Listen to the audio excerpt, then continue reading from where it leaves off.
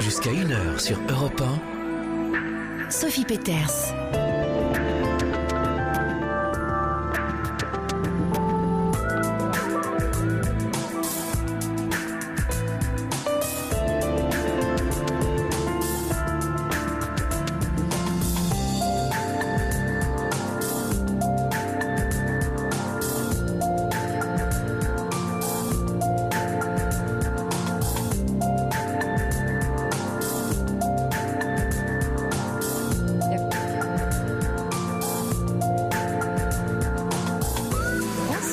On se retrouve comme chaque samedi soir pour ce moment entre nous dans lequel nous sommes en quête de notre mue intérieure. Le psychanalyste Carl Gustav Jung a été l'un des premiers à s'intéresser d'un point de vue psychologique au parcours initiatique de notre vie sur Terre. Partir du moi, la personnalité, pour s'acheminer vers le soi, l'être essentiel. Le créateur de la psychologie des profondeurs estime que nous sommes tous potentiellement des héros ayant, lors de notre parcours sur Terre, la possibilité d'actualiser nos qualités essentielles en se frottant aux événements qui surviennent dans notre vie. Rien de magique dans ce processus. Ceux qui y parviennent sont passés par un long et éprouvant travail avec eux-mêmes. Jung lui-même découvre ce processus au terme d'une longue et profonde dépression en 1928. À la suite de sa rupture avec Freud en 1912, il traverse une crise identitaire et entame une longue introspection. Pendant 13 ans, il va consigner ses rêves et ses fantasmes et ses intuitions à la recherche de son âme dans un livre connu sous le nom de Livre rouge. Et Jung découvre alors qu'il ne s'agit pas seulement de réparer quelque chose, mais de transcender sa condition pour aller vers une nouvelle étape de son évolution. C'est donc un long et patient processus de fonte de notre personnalité qu'il nous faut entreprendre pour rencontrer notre être profond. Un mouvement qui part de l'extérieur vers l'intérieur pour nous conduire au supérieur. C'est ainsi que vous comprendrez qu'il n'y a souvent à vos questions existentielles pas une bonne réponse, mais votre réponse dont nous cherchons ici les prémices. Tels des héroïnes et des héros de votre histoire, vous rencontrez des obstacles, recevez de l'aide et grandissez au travers d'épreuves. C'est ineffable et le secret de ce qui se passe pour chacun et chacune est donc bien réel. Allez, demain je vous parlerai des phases que traverse le héros. En attendant, place à vos épreuves, à vos dragons et sorcières. 3921, le numéro magique où tels deux elfes, Quentin et Corentin vous accueillent. Et dans l'antre de la radio, Fabrice Fougerousse veille à la mise en œuvre. Vos SMS 73921 en commençant par le mot nuit sont autant de lucioles pour ceux qui témoignent. 3921, moi je tâche d'être votre bonne fée. Europe 1. Sophie Peters. Bonsoir Rose. Bonsoir Sophie. Bienvenue. Merci. Je voulais vous féliciter pour cette magnifique introduction qui me parle énormément. Vous avez ma fille sous les yeux et vous devez comprendre pourquoi je vous adresse ces remerciements parce que c'est par endroits un peu moi. C'est vrai que je suis en quête de moi. Je travaille sur moi depuis très longtemps et je passe par des périodes où je me sens plus ou moins heureuse. Et là, actuellement, je me sens très malheureuse. Et puis surtout, cette impression de prison de verre dans laquelle je me trouve. Je m'explique. Quoi que j'entreprenne professionnellement ou même sur d'autres plans, rien n'aboutit. Alors bon, j'ai quand même une sécurité de l'emploi, mais régulièrement, jusqu'à présent, je pouvais changer de poste.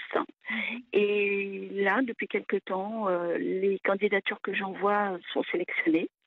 Je me rends en entretien de recrutement et puis voilà, ça n'aboutit pas avec bien sûr le laïus habituel que mes compétences professionnelles ne sont pas mises en cause, etc., etc.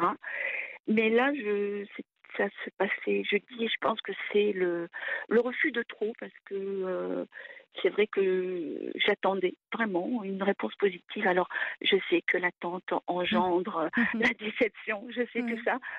Mais voilà, c'est humain. Je pouvais pas ne pas espérer. Et puis, hier soir, j'ai reçu des membres de ma famille en couple et tout le monde est parti. Et moi, je me suis retrouvée seule. Heureusement que j'avais la maison à ranger, nettoyer.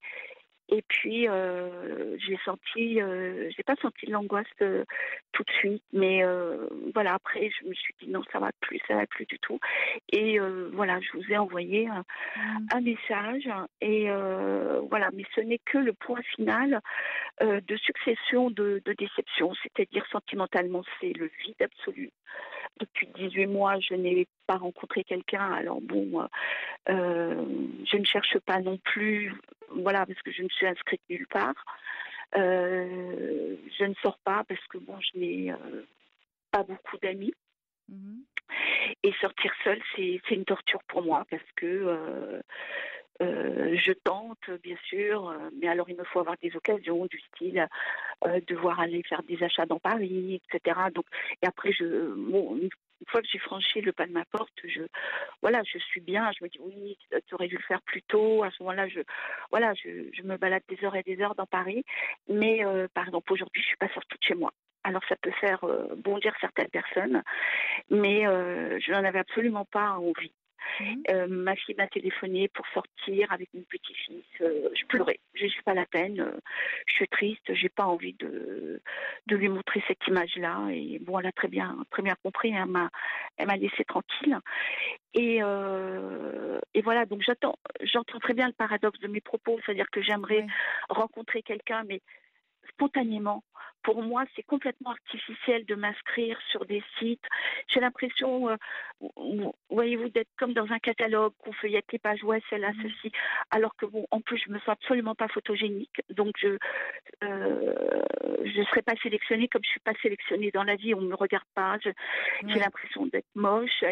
Et quand je vois certaines personnes qui disent, enfin, voilà, j'ai rencontré quelqu'un, ça s'est fait comme ça, naturellement. Je me dis, mais quelle chance elles ont, quoi. Même, bon, j'écouterai régulièrement cette émission et j'entends des personnes qui, même après un divorce, rencontrent rapidement. Et je me dis, mais quelle chance elles ont, qu'est-ce qu'elles ont de plus que moi, hein, voilà. Oui, je suis dans l'envie. Je me dis, moi aussi, j'aimerais bien. Alors, bon, par moment, je me dis, mais bon, c'est pas le moment. J'arrive à trouver l'essence de tout ce qui m'arrive en me disant, bah écoute, c'est pas le moment, c'est un moment à passer. Mais il est dur ce moment, Sophie, vous imaginez pas comment. Oui, parce qu'il faut lui donner du sens pour qu'il soit moins dur. Là, il a du sens. Alors, la question qui se pose, c'est, il y a quelque chose que vous êtes en train de quitter. Et ça, c'est toujours très douloureux. Hein, la perte, ça fait pleurer. C'est un processus de quelque chose qui se finit. Oui, alors qu'est-ce qui se termine? Parce qu'il y a quelque chose que vous faites comme vous faisiez avant qui ne fonctionne plus. Dans ces cas-là, c'est le début d'une étape de transformation. On a toujours fait comme ça, puis tout d'un coup, on a beau faire comme ça fonctionne plus, c'est ce que vous racontez. Et vous dites d'ailleurs, je ne suis pas sélectionnée. Moi, j'ai le sentiment que vous attendez d'être choisie par un compagnon, par un employeur. Mais vous, qu'est-ce que vous choisissez? C'est-à-dire... Oui. Pardon, excusez-moi. Moi, ce que je choisis pour vous tombe à l'eau. Ah, mais c'est quoi ce que vous choisissez? Parce qu'on ne l'a pas entendu, là. Par exemple, mes deux premiers conjoints, je les ai choisis. À 50%, parce qu'on s'est choisis tous les deux. Et j'ai dû les quitter pour une survie psychologique parce que je me sentais mal dans ces histoires. D'accord. On n'évoluait plus de la même façon. Et puis avec le deuxième, c'était devenu des violences verbales, voire même physiques, auxquelles je répondais. Donc c'était des bagarres et je trouvais pas ça normal, quoi, de vivre comme ça. Voilà. Alors est-ce que ça signifie que vous êtes en train de dire que finalement, j'ai le sentiment dans la vie de ne pas avoir fait les bons choix pour moi et je m'en sens coupable et responsable et malheureuse.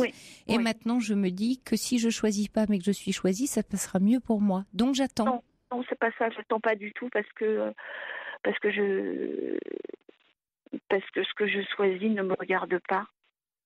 Comment ça, ça ne me regarde pas? Non, la personne ne me regarde pas. Je suis amoureuse depuis très longtemps d'une personne avec laquelle je suis très très très amie intime, un homme. Et intime au point qu'il me raconte ses amours. Donc, lors d'une dernière conversation, je lui ai dit, mais moi je préfère garder le secret d'un amour plutôt que de me prendre un vent en l'avouant. Et il me dit, mais c'est grave ce que tu dis là, tu pourrais passer à côté d'un amour. Et je le regardais et j'avais envie de lui dire, mais c'est toi, je parle de toi. Et pourquoi vous le dites pas, Rose? Parce que j'ai l'impression justement que elle est là, votre prison. Non, parce que je sais qu'il m'aime pas. Mais qu'est-ce que vous lui laissez pas? C'est vous qui avez décidé. Il le sait pas? Mais non, il a toujours choisi d'autres femmes. Ben oui, mais laissez de la liberté. Vous contrôlez tout. Vous dites non, mais il m'aime pas, mais il vous a même pas envisagé d'une certaine manière. Il ne sait pas. Je pense qu'il aurait pu. Mais vous le faites pas pour ça, Rose. Vous le faites pas pour ça. Vous le faites pour vous libérer. Vous le faites pour vous. Et si je le perdais? Pourquoi vous le perdriez? Parce que moi, je me connais, j'aurais trop honte. J'aurais trop honte s'il me dit, mais moi, je suis pas amoureuse de toi. Donc c'est de l'amour-propre. Vous craignez la blessure de l'amour-propre qui ruinerait une amitié. Non, c'est de la honte. C'est de l'amour-propre. Si, j'aurais trop honte parce que s'il veut pas de moi, je m'en remettrai pas. Si je lui avoue que je l'aime, c'est lui dire voilà, moi je t'aime. Peut-être que lui n'envisage pas une relation avec vous, mais il vous aime d'une certaine manière puisque vous êtes dans une amitié intime et profonde ensemble.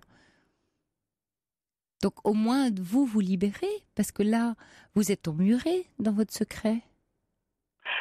Oui, vous mais bloquez de l'énergie. Oui, je comprends très bien ce que vous me dites, mais vous pensez que c'est ce qui fait que plus personne ne me regarde et ça bloque votre désir. Vous avez emprisonné votre désir. Il n'a pas le droit de s'exprimer. Donc que ce soit un emploi, que ce soit un autre compagnon, vous n'êtes pas disponible. Quelque chose est enfermé. Ça circule pas. Si je comprends bien, l'énergie que je bloque avec cet homme-là est répercutée sur l'ensemble de ma vie. Mais oui, elle n'est pas disponible. Bien sûr, elle n'est pas disponible pour votre désir par ailleurs. Le désir est coincé. Donc vous emprisonnez quelque chose qui ne peut pas s'exprimer, c'est interdit. Le désir est interdit. Et quand il dit c'est grave, en fait, il le sent. Il pense qu'il a intuitivement senti que dans le mot grave, la gravité, c'est d'enfermer un désir. C'est pas tant le fait de vous voyez, bien sûr, le fait de le dire pour vous permettrait de sortir, de vous libérer de quelque chose. Après d'avoir peur oui, c'est un risque, mais ça s'appelle un risque d'amour-propre. C'est la crainte du rejet, la crainte de l'abandon, la crainte de ne pas être aimé. Ça, je suis complètement d'accord avec vous. La peur du rejet, la peur de l'abandon. Mais il est là. C'est une amitié. Mais après, quelle confiance vous avez dans son amitié? Énorme. Ah, alors, faites-lui confiance alors. Faites confiance à cette amitié-là. Oui, mais moi, j'aurais honte s'il me dit, mais moi, je t'aime pas d'amour, je t'aime profondément d'amitié. Et pourquoi ça devrait vous faire honte? Aujourd'hui, vous n'avez pas honte de l'aimer, pourtant. Oui, mais je l'aime en secret, personne ne le sait. Ah. Et alors, le fait de le dire et qu'ils vous disent que ce n'est pas partagé, vous le savez, vous venez de nous dire, en fait, je sais très bien que c'est pas partagé, donc en fait, vous savez tout. C'est simplement de mettre de la lumière sur une ombre qui jette une ombre sur tout le reste. L'ombre, elle a besoin d'être éclairée. Le tunnel, il faut lui mettre de la lumière. C'est le sombre qui a besoin de lumière. Oui, mais le tunnel, ça fait des années bien avant lui. Vous savez, je me trouve dans un tunnel depuis quasiment ma naissance. Alors, vous savez, lui, ce n'est qu'un grain de poussière dans tout le tunnel dans lequel je me trouve depuis ma naissance. Mais bon, c'est pas le but parce que je travaille, je travaille sur moi. J'ai commencé des thérapies depuis mes 30 ans parce que je sentais que quelque chose n'allait pas. Et au fur et à mesure, Donc vous avancez. Vous savez, au fur et à mesure, ce qui se passe, c'est que comme on progresse par spirale, comme une spirale ascendante. Je sais pas, l'image qui me vient, c'est comme une montgolfière portée par le vent. Effectivement, vous avez des moments de dépression atmosphérique, où votre montgolfière elle retombe, mais vous n'êtes jamais vraiment au même niveau. Dans le processus de votre évolution intérieure, vous n'êtes jamais au même endroit. Alors certes, ça ressemble parce que de nouveau, dites non mais c'est pas possible, je suis encore dans un épisode un peu dépressif, ça va pas, je pleure tout le temps. Après toutes ces années en thérapie, c'est pas normal. Oui, c'est exactement ce que je me dis, vous avez complètement raison Sophie. Mais Rose, on n'accède pas à un état d'apaisement ou de bonheur qui serait... on a le sentiment qu'on vise un objectif qui serait un état de guérison intérieure, de paix absolue, mais celui-là, c'est le trajet d'une vie. Donc on repasse continuellement par ces épisodes, ces périodes-là, ces périodes du sombre, parce que le sombre a continuellement besoin d'être illuminé, nettoyé, dissolu. C'est le fameux œuvre de l'alchimiste, c'est-à-dire dans le laboratoire d'être avec la matière, de dissoudre l'ego petit à petit pour que le soi puisse se révéler. Donc, mais à chaque étape, on n'est plus tout à fait au même endroit. Donc je suis persuadée que si vous observez bien votre parcours et tout le travail que vous avez fait, vous verrez que c'est pas complètement les mêmes niveaux de sens. Oui, c'est vrai, voilà. Vous avez raison. C'est vrai que je me suis beaucoup apaisée, j'ai guéri beaucoup de blessures, j'ai cicatrisé beaucoup de entre guillemets, de plaies intérieures. Oui, je peux pas nier que tout ce long travail, parce que j'ai 56 ans, bientôt 57, et c'est aussi période pré-anniversaire aussi, ça c'est toujours douloureux pour moi, parce que à chaque anniversaire, à chaque réunion familiale, ma famille qui est bienveillante me dit l'année prochaine, tu verras, tu seras avec quelqu'un. Et mes anniversaires, j'en ai assez de les fêter seule, Sophie, j'en ai marre. J'en ai marre, c'est douloureux pour moi, même si ça paraît complètement superficiel, mais c'est tellement important pour moi d'aimer et d'être aimée. Et vous dites le paradoxe, et vous l'avez pointé, c'est et pourtant je reste seule chez moi, je cherche pas à rencontrer quelqu'un, l'homme que j'aime, je lui dis pas que je l'aime. Donc parce que je sais que je ne plais pas. Mais voilà, c'est vous qui décidez, Rose. Rose, stop. Comment vous pouvez décider que vous ne plaisez pas ? Mais parce qu'on me regarde pas. Les hommes me regardent pas. Mais et vous regardez ? Quelle considération vous avez pour vous ? Vous pouvez pas décider que l'autre vous regarde, plaire à l'autre, c'est pas quelque chose qu'on décide. Voilà, on décide pas de plaire à quelqu'un. On plaît ou pas et ça nous échappe, c'est justement du hors contrôle. Mais vous avez raison, mais de voir que je ne plais pas, ça me tue. Voilà, c'est ça. À quoi vous sauriez que... D'abord, à quoi vous savez que vous ne plaisez pas ? C'est quoi votre indice, là ? C'est quoi l'indice ? Alors, l'indice, c'est que en réunion, par exemple, là, j'ai fait une sortie avec des célibataires. Ça aussi, c'est honteux pour moi, Sophie, de le dire. Voilà, on est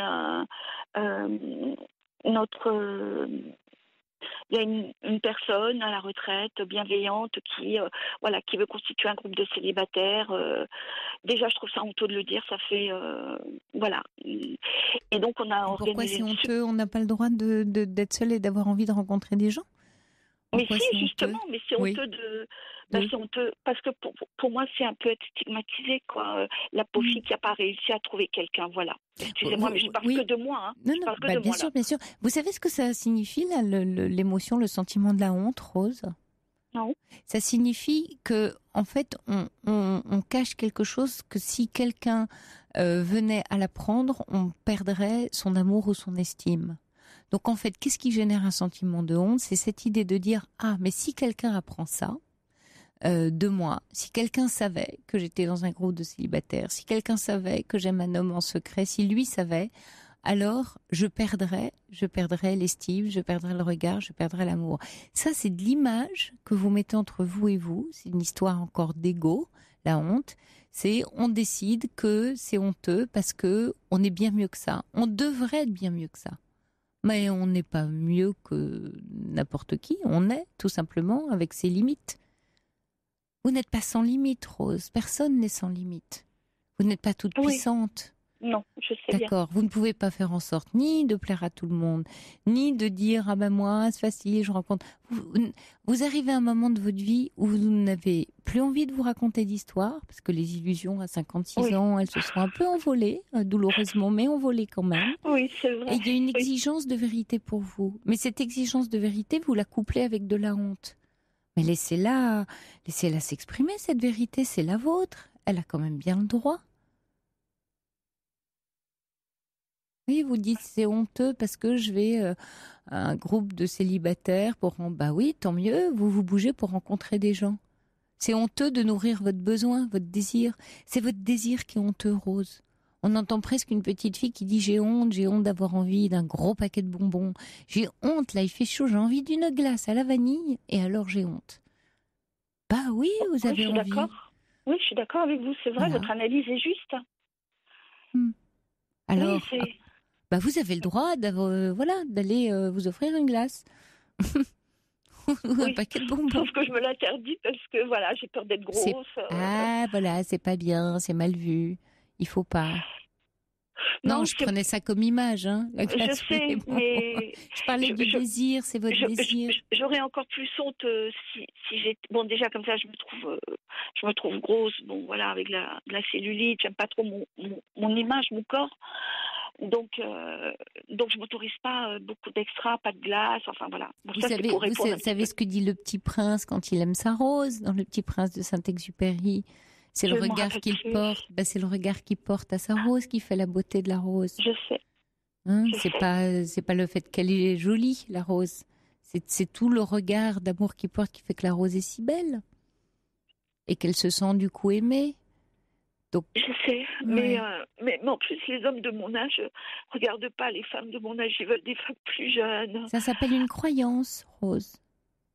Ça s'appelle une croyance pour vous rassurer, de vous dire c'est normal que je sois en échec puisque tous les hommes de mon âge regardent des filles plus jeunes et que moi, j'ai 56 ans. Mais vous créez votre petite prison là, intérieure. Alors, comment ça s'est passé la sortie là avec les célibataires ? Très bien, parce qu'on a visité l'opéra, donc c'était magnifique. Ouais. Magnifique, et puis donc mais il y avait quelques hommes et j'ai pas trop aimé leur regard. C'était des regards de chasseurs, Sophie. Vous voyez.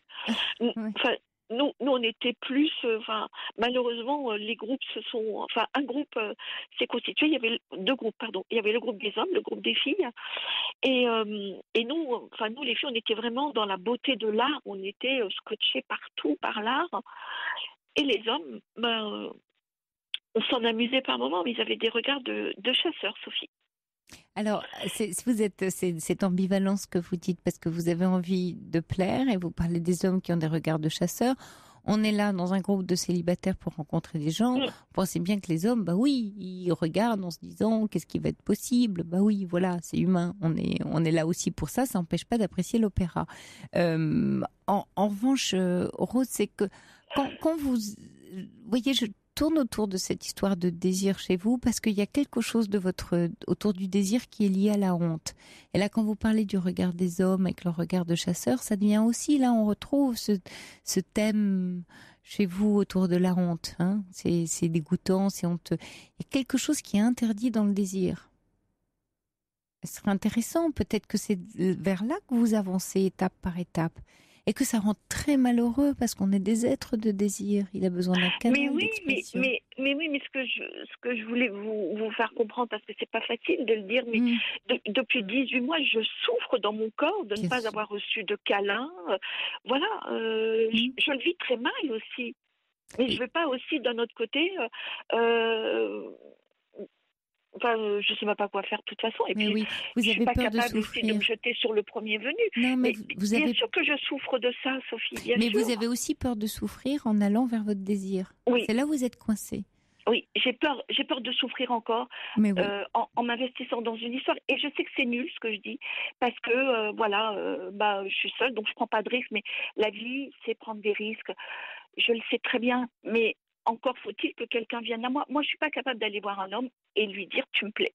Eh bien, alors personne viendra à vous, Rose. Quand vous dites encore que quelqu'un vienne à moi, mais il y a une disposition intérieure qui le permet. C'est pas le fait que vous alliez. Ouais. Là, vous raisonnez de façon très pragmatique, voire matérialiste. Vous voyez, de dire oui, je veux pas aller voir un homme. Oui, bon, bien sûr, je vous comprends. Mais la rencontre est une disposition à l'intérieur de soi. Ouais, et vous l'avez très bien dit au tout début, en parlant de votre prison de verre, il y a quelque chose d'emprisonné. Donc, voilà, il y a des portes à ouvrir pour être en disposition de la rencontre, en disposition de l'emploi. Et peut-être que ces portes sur le front de l'emploi qui ne s'ouvrent pas sont simplement une indication sur votre chemin qui vous renvoie « Attention, regarde, il y a des portes qui sont fermées à l'intérieur de toi. » C'est une invitation à les ouvrir. Tout ce qui nous arrive, ce sont des invitations. Oui, je sais. Je sais que rien ne nous arrive par hasard et que... Oui. Alors, pour me calmer, j'essaie de me dire, mais... la roue tourne toujours et quelque chose. si tu n'as pas été sélectionné, c'est que quelque chose de meilleur t'attend ailleurs. Oui, on se rassure, bien sûr. Mais ce qui serait intéressant, là, Rose, est-ce que vous êtes de nouveau accompagnée dans un travail? Oui, formidable. Oui, alors, oui. Et ça, c'est quelque chose que vous pourriez amener en séance. Sur cette histoire de désir, allez regarder un peu ce qui s'y passe, cette alliance désir-honte, et puis ces portes fermées à l'intérieur de vous que vous avez si peur d'ouvrir, et qu'en même temps elles sont là, elles recèlent de la vie. Il y a ces parts d'ombre, bien sûr, mais si vous les ouvrez, vous allez y faire entrer un peu de lumière, un peu de fraîcheur, un peu d'air, un peu de légèreté. Et c'est tout ce que j'attends. J'aimerais tellement les briser ces portes. Parce que je sais que j'ai tellement... C'est pas les briser, c'est les ouvrir. C'est les ouvrir. J'ai tellement à donner. Vous savez, c'est l'histoire où on dit mais je suis emprisonnée, je ne peux pas ouvrir cette porte. Et une voix dit regarde, la clé est à l'intérieur. La clé, vous l'avez, vous pouvez l'ouvrir, la porte. La clé, elle est devant vous. Écoutez, je vais suivre votre conseil. Donc je vais... Allez chercher les clés, Je vais déjà suivre votre conseil, prendre mon courage à deux mains. Je vais envoyer un SMS à cet homme pour lui dire, voilà, déjà, après, on verra. Vous n'allez pas lui dire par SMS? Si. Ah non, sûrement pas. Enfin, Rose, vous allez lui dire que vous êtes amoureuse de lui par SMS? Ouais, c'est un sauf petit peu. Mais non, mais c'est comment dire, c'est pas du tout stratégique. Enfin, je veux dire par là que c'est abîmer quelque chose de très joli. Ouais, vous mais avez c'est la besoin... moindre honte. C'est la moindre honte. C'est pas sûr, parce que là, il y a de quoi vraiment ne plus jamais avoir... vous ne savez pas en quel moment il va le recevoir, vous n'êtes pas là, ça lui arrive, j'en sais rien, il a un dîner sous la douche, en train de regarder un film. Enfin, le problème du SMS, il arrive dans la vie de quelqu'un avec une nouvelle aussi importante le concernant, à un moment de vie où il est pas préparé, pas en contact avec vous, loin de vous, ça tombe sur un écran, ça n'a pas de sens. Le sens, c'est le lien. Rose, vous dites que vous êtes en amitié avec lui. Le sens, oui, mais il m'a raconté justement dernièrement que son dernier amour qui vivait au bout du monde et avec lequel il avait eu une histoire très très douloureuse est de retour. Cette femme est de retour en France et elle a recontacté. Et moi, je vais arriver avec mes gros sabots. Mais Rose, vous allez lui dire, je te confie ça parce que ça me libère, ça me fait du bien, je n'attends rien. D'accord. Ok, super. C'est pas pour attendre, c'est j'ai besoin de te dire quelque chose qui compte pour moi parce que je suis coincée dans ma vie sentimentale. D'accord. Ça me parle. Et vous allez pouvoir en discuter ensemble parce que peut-être que vous fantasmez à mort sur cet homme qui est impossible pour vous, sur lequel il y a un désir énorme parce qu'il n'y a pas de honte, parce qu'il y a de l'amitié. Alors il fait partie du processus honte-désir dont je vous parle. Il est même sans doute une des clés d'une des portes. Mais pas par SMS. D'accord. Vous loupez toute l'expérience que vous avez à vivre dans l'échange. Et en plus, vous allez vous blesser parce que vous allez faire advenir ce que vous redoutez le plus, c'est-à-dire le rejet, l'abandon, le blanc, le pas de réponse. C'est ça que vous risquez. Et vous allez faire quoi? Vous allez valider votre scénario de « je peux pas plaire, c'est nul, je suis nulle, de toute façon j'intéresse personne, même mon plus cher ami, il me rejette ». Vous continuez votre scénario là avec l'histoire du SMS. Non, mais j'ai bien fait de... heureusement que vous avez parlé d'SMS, j'ai sursauté. Il y a Gisèle qui dit « J'ai 54 ans, je ne suis pas très belle et je n'ai pas de problème pour rencontrer parce que je l'ai décidé, je marche la tête haute, je ne suis pas une faible femme et les hommes le ressentent. » Et puis il y a Fanny qui vous dit vraiment quelque chose que j'aimerais que vous entendiez très profondément, qui dit « Vous vous conditionnez à ne pas vouloir ce que vous voulez. Du coup, vous vivez ce que vous ne voulez pas. » Allez, je vous la refais une fois parce que je voudrais vraiment que vous l'entendiez, puis je pense que ça sert à tout le monde et merci à Fanny. Vous vous conditionnez à ne pas vouloir ce que vous voulez. D'accord ? Du coup, vous vivez ce que vous ne voulez pas. Et je rajoute CQFD. C'est ça, vous êtes coincé exactement là-dedans. D'accord. Ok. Et puis il y a Yvan qui dit déclarer son amour par SMS égale grosse chute. Grosse chute.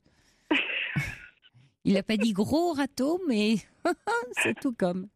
Non, mais c'est surtout pour l'estime de vous, Rose. À la limite, peu importe, voilà, un râteau ou pas, ou chute, mais pour vous, vous allez vous blesser. D'accord. Et du coup, là, on rejoint effectivement le message de Fanny, c'est-à-dire que là, vous mettez en œuvre le scénario où vous ne pouvez pas recevoir ce que vous désirez le plus parce que vous mettez en condition d'échec. Au moins, là, vous aurez un échange de quelqu'un qui va vous dire pourquoi il vous apprécie, pourquoi il tient à vous, pourquoi l'amitié est précieuse. Vous avez besoin de ce retour sur vous. Vous avez besoin d'entendre ça de la part d'un homme. Vous pouvez même lui demander de vous aider. Lui se confie à vous. Pourquoi vous vous confieriez pas en disant voilà, peut-être tu peux m'aider, je me sens super amoureuse de toi, je sais sans doute que c'est pas possible, mais j'ai l'impression que je plais à aucun homme et nous on a une amitié. Demandez de l'aide. Je lui ai dit que j'avais l'impression de plaire à aucun homme, il s'est moqué de moi. Oui, alors dites-lui que la moquerie c'est pas très utile, mais demandez-lui de vous dire des choses sensibles sur vous. Oui, c'est vrai que j'ai besoin de l'entendre de la part d'un homme. Ça, personne ne me l'a dit. Enfin, aucun homme ne me l'a dit. L'héroïne, elle n'est pas une héroïne toute seule. Elle demande de l'aide. Il y a une déesse qui vient lui donner une belle épée et puis une belle armure. Sur la route des épreuves, il y a de l'aide. Tous les héros rencontrent quelqu'un qui leur donne de l'aide. Mais ils savent le demander aussi. Oui, c'est vrai, vous avez raison. Allez demander de l'aide, Rose. Il faut savoir compter sur les autres aussi. Vous vous désolez parce que vous pensez que vous n'êtes pas toute puissante sur votre vie. Tant mieux que vous ne le soyez pas. Personne ne l'est, je vous rassure. Vous êtes géniale, merci beaucoup. Bon courage Sophie. À vous, je vous embrasse, merci. Rose. Merci infiniment, Sophie. Au revoir. Merci, au revoir.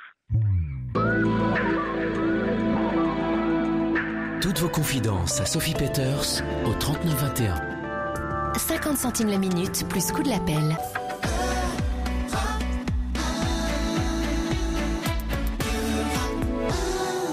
Bonsoir Emeline. Bonsoir Sophie. J'ai un peu le trac. Oui. Je suis là. vous explique que voilà, hier j'étais paniquée, j'ai appelé hier soir, j'étais trop tard.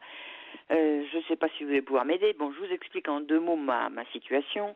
À 27 ans, j'ai rencontré un monsieur marié. J'en ai 72. On est toujours ensemble. Et je suis complètement paniquée parce que, bon, maintenant il a 80 ans. Il a des petits soucis de santé, pas graves, mais bon, quand même des soucis de santé. Et je me dis que un jour, j'aurai plus de contact, quoi, du tout. Et je suis paniquée. Alors, je devais partir en vacances, là, au mois de juin, là, dans une semaine.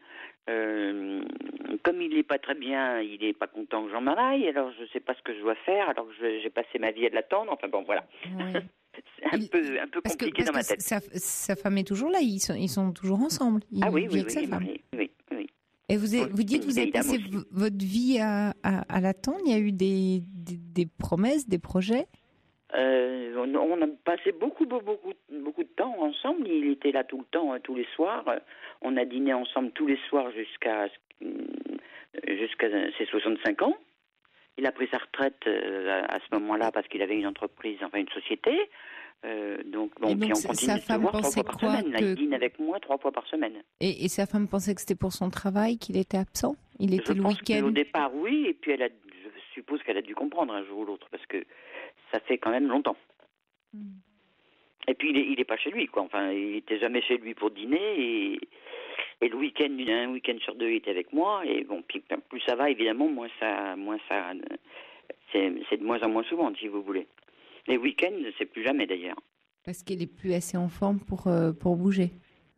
Parce qu'il est plus assez en forme pour se déplacer. Non.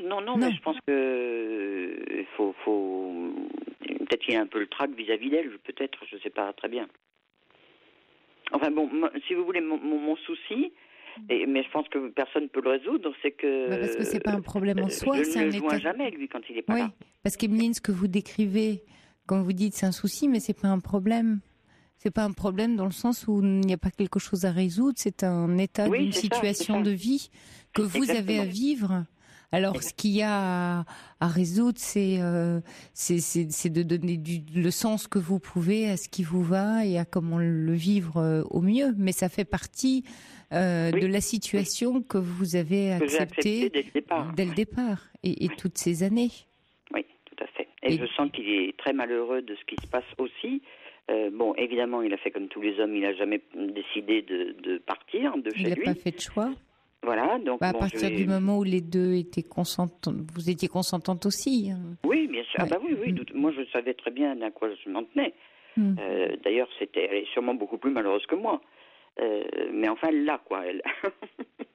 En fait, c'est intéressant, Emeline, parce que elle l'a à la fin de sa vie, statutairement, l'épouse, elle le récupère ou elle le garde, et c'est là où tout d'un coup, ça vous renvoie au fait de dire, je suis la femme de l'ombre. C'est vraiment le sujet de la femme de la lumière et de l'ombre. Et c'est-à-dire que femme de l'ombre, dans l'ombre, elle reste jusqu'au décès. Jusqu'au bout. C'est-à-dire que le jour où il n'est plus là, je ne le saurais même pas. Alors évidemment, en vieillissant, ça me fait peur, évidemment. Vous avez des gens, il y a sûrement des amis qui vous connaissent en tant que couple avec lui? Non, du tout. Alors toute ma famille de mon côté le connaît, parce qu'il a quand même beaucoup vécu avec moi, vécu, c'est un bien grand mot. Oui. Donc, mais moi, je ne connais personne de chez lui, c'est-à-dire que personne ne pourra me prévenir. Non, mais je parle d'un ami qui serait un ami de lui, et un ami de vous, et qui fasse le lien. Personne n'est au courant. Que la famille, en fait. Que ma famille à moi, oui. Pas dans le travail ou dans les collègues ou quelqu'un qui a su, personne. Non, moi j'ai pas d'amis, je vis ma vie toute seule dans mon coin. Quand il n'est pas là, je suis très bien chez moi, je me plains pas. Hein. J'ai une vie très agréable, je dois dire. Mais je n'ai pas d'amis du tout. C'est-à-dire que le jour où elle n'est plus là, je suis toute seule. J'ai des enfants quand même. Hein. J'ai eu des enfants avant de le connaître. Donc vous avez eu des enfants à 27 ans? Non, j'ai eu des enfants avec un mari. Oui. Quand j'ai connu ce monsieur, j'ai divorcé parce que je voulais pas en avoir deux. Oui, et j'avais eu deux enfants. Mais vous dites que vous avez connu cet homme marié, vous aviez 27 ans, donc vous aviez déjà 2 enfants à l'âge de 27 ans. J'avais déjà mes 2 enfants, oui. Qui étaient tout jeunes. Dont une qui est née d'ailleurs à ce moment-là.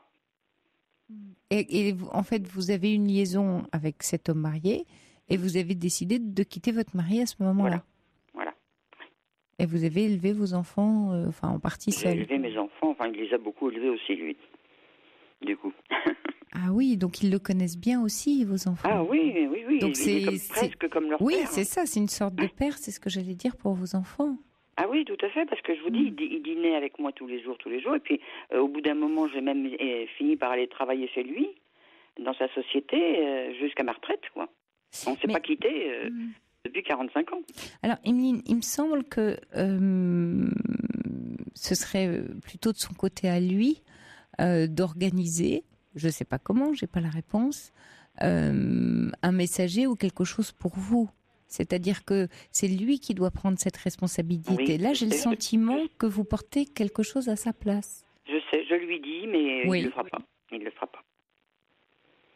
Je le connais par cœur, il ne le fera pas. Oui, mais là, vous décidez, vous dites, je le connais par cœur, il ne le fera pas. Pourquoi il ne le ferait pas? Si vous décidez qu'il ne le fera pas, il ne le fera pas, oui, ça c'est sûr. Non, mais parce qu'il aura honte de dire à quelqu'un, si il m'arrive quelque chose, prévenez Madame Intel, quoi. C'est une amie, vous pouvez être une amie. Il y aura bien des amis qui seront prévenus. Il y a bien des collègues, des gens qui seront prévenus. Non. Vous dites que vous avez travaillé dans la même société. Oui. Bon, donc vous avez connu. D'accord, donc vous avez connu des gens en commun. Mais on a complètement perdu le contact. Le contact avec ces gens-là, oui. Il a quelque chose. Alors j'en sais rien, Emeline, mais lui a quelque chose à organiser parce qu'il a à prendre la responsabilité de cette double vie qu'il a menée pendant près de 50 ans, donc. Longtemps, oui. Donc, il me semble que ce serait même très important pour lui, dans sa conscience à lui, de prendre cette responsabilité. Alors, vous me direz, il ne l'a jamais prise, donc pourquoi il la prendrait maintenant? Oui, mais justement, Parce que ça fait longtemps, je lui ai dit, si t'arrive quelque chose, je ne le saurais même pas. Il le sait, ça, parce que c'est mon souci depuis un certain temps, quand même. Hein. Parce qu'il est quand même vieux maintenant, moi aussi d'ailleurs. Mais donc j'ai peur que ça va arriver un jour, c'est évident. Vous habitez loin l'un de l'autre? Comment? Vous habitez loin l'un de l'autre? Pas très. Enfin, pas très, il prend quand même sa voiture. Oui, donc vous pouvez t'amener à vous croiser chez des commerçants ou être pas loin? Ah non. Ah non, non. D'accord, c'est pas la même ville. D'accord. quand vous lui demandez, qu'il organise quelque chose, vous concernant, qu'est-ce qu'il en pense? Parce que même vis-à-vis de vos enfants, vis-à-vis des liens, si vous voulez, c'est un peu comme si, à l'aube vers la fin de sa vie, il est dans le déni de ce qu'il a vécu et des liens qu'il a tissés. Oui, tout à fait. Oui, c'est-à-dire que quand il est là, et quand il n'est pas là, vraiment, il est plus là. Donc, je pense que même lui, ça ne doit pas le soucier. Alors que je lui en parle souvent. Parce que dans son système, il a toujours vécu complètement clivé. Oui. C'est comme ça qu'il l'a tenu toutes ces années. Oui. Vous avez fait le choix en disant, voilà, je l'aime, mais vous avez accepté aussi que ce soit un homme clivé, c'est-à-dire qu'il vous offre une moitié d'une certaine manière de vie. Oui, d'ailleurs, je ne me plains pas là-dessus. Je sais très bien à quoi m'en tenir. Je savais très bien. C'est votre choix. Voilà. Mais si vous voulez, plus on vieillit, plus. Et là, quand je vois qu'il n'est pas très bien, je me dis, il va arriver un jour où il aura un pépin, et voilà, je ne saurais pas. Qu'est-ce que vous avez... Je suis persuadée que vous avez déjà imaginé des pistes là, puisque c'est quelque chose qui... Oui, imaginez que si vraiment j'avais pas de nouvelles du tout, j'irais rôder autour de chez lui, je sais où il habite. Mais ça me fera une belle jambe, je ne saurais pas plus. Je vais pas aller sonner à sa porte pour demander est-ce qu'il est encore vivant. Vous pourrez... Bon, voilà, vous communiquez... Vous communiquez comment? Portable, téléphone? Par mail. Oui. Et donc le jour où vous aurez plus de mail, vous direz il y a un problème. Ça arrive même de temps en temps, je vais vous dire, parce que de temps en temps, ou il oublie d'ailleurs, ou sur Internet je tombe en panne, ça arrive. Vous avez déjà vu sa femme? Oui, je sais à quoi elle ressemble, oui, je l'ai vue une fois ou deux. Et le jour où vous êtes très inquiète, vous pourriez la trouver en lui disant que vous êtes une connaissance ou une amie? Non, ça, je ne ferais pas ça, non. Non, parce que autant elle doit bien se douter qu'il y a quelque chose, autant je ne vais pas lui dire ça en pleine face. C'est pas lui dire ça, c'est dire que vous êtes une ancienne collègue et que vous avez appris qu'il était souffrant et que vous venez prendre des nouvelles. Après tout, vous avez organisé tout un mensonge pendant 50 ans, et quand je vous dis... oui, je vous parle là d'une forme de mensonge, bien sûr, mais c'est une protection pour l'épouse que je suis en train de vous dire là. Vous me dites, non, je peux pas lui faire ça. Vous lui faites rien. On regarde l'ordre des possibles.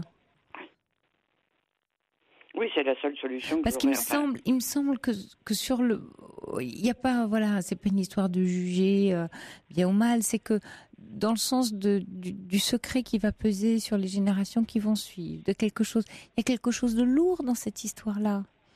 Il y a quelque chose qui de son côté, coupé. Vous voulez dire? Bien sûr. Oui, parce bien que sûr, cet homme a caché tout un pan de sa vie. Vous savez, il y avait Philippe Grimbert, le psychanalyste, qui a écrit Le Secret. Ces histoires. Là, c'est pas votre cas. Vous n'avez pas eu d'enfants ensemble, donc il n'y a pas d'enfants cachés. Mais là, c'est l'histoire d'un enfant caché. Mais c'est quand même emporté. Alors, ça ne veut pas dire qu'il faut mettre en lumière, mais qu'ils prennent au moins soin et la responsabilité dans le soin du choix qu'il a fait, de ce qu'il a vécu. Et ça, vous pouvez peut-être lui en parler dans ces termes-là. Oui, il faudrait que je m'y mette des formes et que j'insiste lourdement. Peut-être qu'il le fera. Alors là, il y a un auditeur qui... Oui, dites-moi. On croit toujours qu'on va vivre tout le temps, et puis non. Puis un jour, ça va arriver, évidemment. J'ai quand même, dans ce que vous racontez, le sentiment que vous avez partagé quelque chose de très fort. C'est un quasi-père pour vos enfants. Je vais vous dire, on se voit tout le temps. C'est vraiment, on tient vraiment. C'est l'homme de votre vie, quoi. Ah oui, aucun doute. Bon, et puis ça doit être la même chose dans l'autre sens, je suppose, parce que depuis le temps, il viendrait plus. je pense. Oui. Donc c'est très important. Donc on peut pas faire comme si de rien n'était. Oui, c'est ça qui fait comme si de rien n'était. Oui, mais non. Il y a Lila qui envoie effectivement un message intéressant. Elle dit lui pourrait mandater son notaire pour vous prévenir sous couvert du secret professionnel. Effectivement. Et un autre auditeur dit un médecin ou un notaire. Tout à fait. Ah oui. Bien sûr, excellente idée. Oui, mais est-ce qu'il osera le faire? Le notaire est tenu au secret professionnel. Oui, mais est-ce que lui aura le courage d'aller voir son notaire en disant s'il m'arrive quelque chose, prévenez madame, ça m'étonnerait. Emeline, et si vous lui donniez ce courage-là? Quelquefois, oui. un homme Oui, peut manquer de courage, mais une femme peut le lui donner. On peut donner à l'autre du courage pour le faire. Oui, il faudrait que je m'y mette. Pas de passer en force, bien entendu. Hein. Ah bah non, de toute façon, il fera bien ce qu'il voudra, malheureusement. Enfin, malheureusement, je sens qu'il ne va pas le faire. Honnêtement, je pense qu'il ne le fera pas. Mais effectivement, je peux lui proposer cette solution-là. Oui, mais il y a une histoire de beauté du geste dans la relation. C'est pas qu'il vous doit quelque chose, c'est quelque chose de beau et d'important. Oui, surtout que je pense que quand il y pense tout seul, ça doit l'embêter. Il doit se poser la question comment je vais m'y prendre. Mais... Et vous en avez parlé un peu alors, puisque vous dites je suis sûre qu'il y pense. On a parlé. D'accord. Donc... D'ailleurs, quand il part, vous voyez, comme il vieillit, quand il part de chez moi après dîner le soir, il m'appelle toujours en arrivant chez lui. Ça y est, je suis arrivée. Bon, et quelquefois il oublie de le faire parce qu'il écoute la radio ou il pense à autre chose. Et alors là, je commence à me faire des cheveux et il est tout embêté le lendemain. Je lui dis, écoute, j'ai pas dormi de la nuit, je me suis fait des cheveux. Il est tout embêté, mais bon, voilà, ça change rien. Donc il a un portable ou il appelle de son fixe? Il appelle de sa voiture, de son portable. Donc il a un portable? Ah oui, bien sûr, on a chacun notre portable. Mais je l'appelle jamais, moi.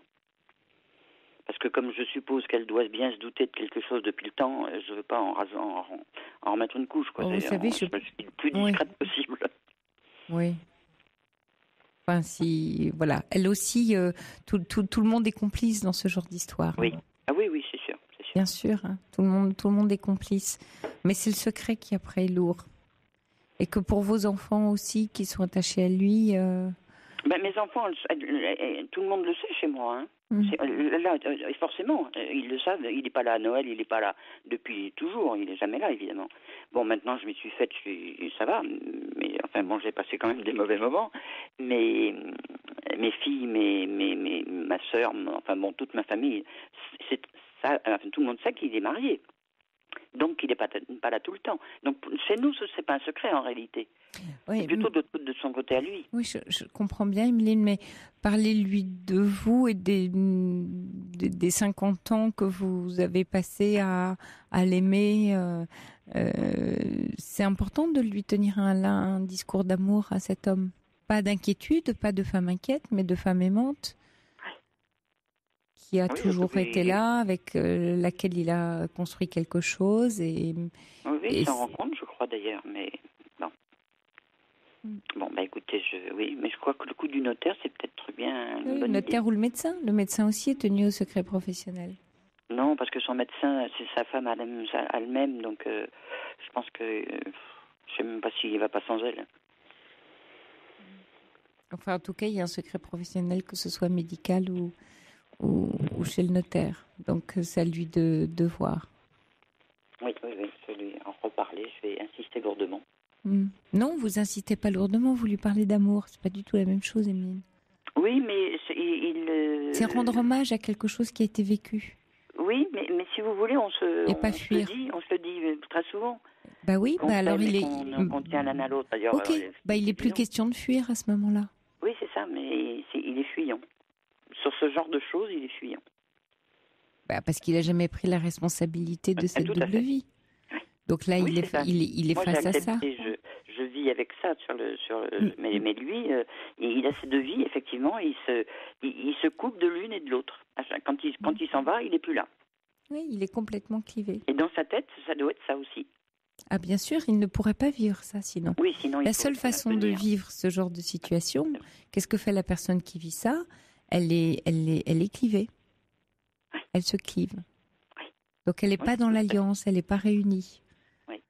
Elle vit à chaque fois avec une demi-partie d'elle. Oui, c'est là où elle vit. Incroyable, mais c'est oui. Et que là, il y a quelque chose peut-être à réunifier, pas à dire à tout le monde, mais ça lui permettrait de sortir d'un déni entre lui et lui. Là, je suis pas en train de vous conseiller qu'il le dise à tout le monde, il le dira pas, il l'a nié. Mais il y a quelque chose de l'ordre d'une forme de réconciliation, d'un choix de vie qu'il a fait, et qu'il pourrait assumer en partie, pas aux yeux des autres, mais vous avez espéré à un moment donné qu'il quitte sa femme, j'imagine? Oh non. Non, jamais. Non. C'était très clair. Il m'a jamais rien promis de ce genre du tout. Mais vous avez toujours senti qu'il resterait toujours dans cette situation? Ah oui. Et vous? Surtout quand je l'ai connu, moi, il était en train de faire construire une maison, une résidence secondaire, et donc je savais que sa vie était organisée. Et puis, ça, je crois que ça se sent parce que je crois pas que les hommes soient très courageux quand même, parce que ça l'a arrangé, je pense, de vivre comme ça. Moi aussi, honnêtement, hein. Mais comme ça, il n'avait pas de questions à se poser, de décisions à prendre, Je crois que les hommes qui vivent dans cette situation, dans ce schéma-là, ça les arrange en réalité. Qu'on ne soit pas trop embêtante.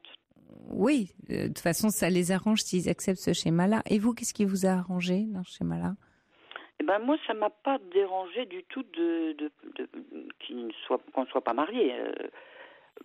J'avais déjà vécu avec un mari, pas longtemps, hein, je dois dire. En fait, vous aviez le meilleur d'un homme pour vous, c'était ça, oui, ce que vous viviez. Et puis, on tient vraiment tellement l'un à l'autre. Il est gentil comme tout, il est attentionné, il est adorable. Franchement, il m'aime, quoi, c'est sûr.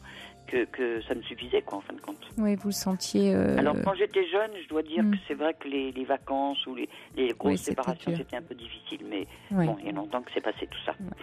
Bon, Evelyne, j'espère que vous allez réussir à avancer dans cette histoire. Faire gentiment. Merci de nous avoir appelés. Au revoir, Evelyne. Jusqu'à 1h sur Europe 1. Sophie Peters.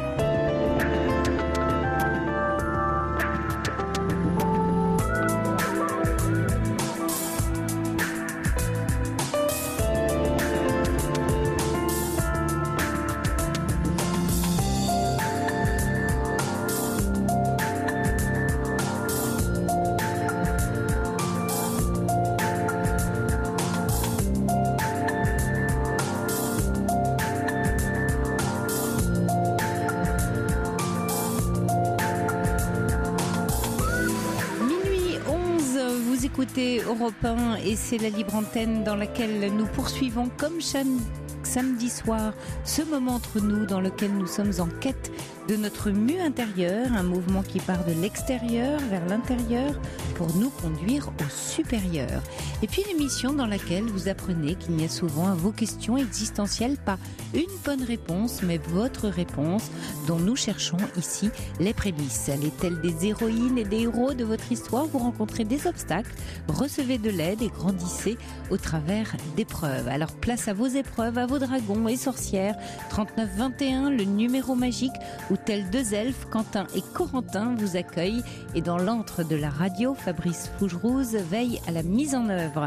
Vos SMS au 7 39 21 en commençant par le mot nuit sont autant de lucioles pour ceux qui témoignent. 39 21, moi je tâche d'être votre bonne fée. Europe 1. Sophie Peters. Bonsoir Marie. Oui, bonsoir. Bienvenue. Oui, bonsoir. Voilà, du coup, écoutez, je vais essayer d'être le plus clair possible, même si ce n'est pas évident.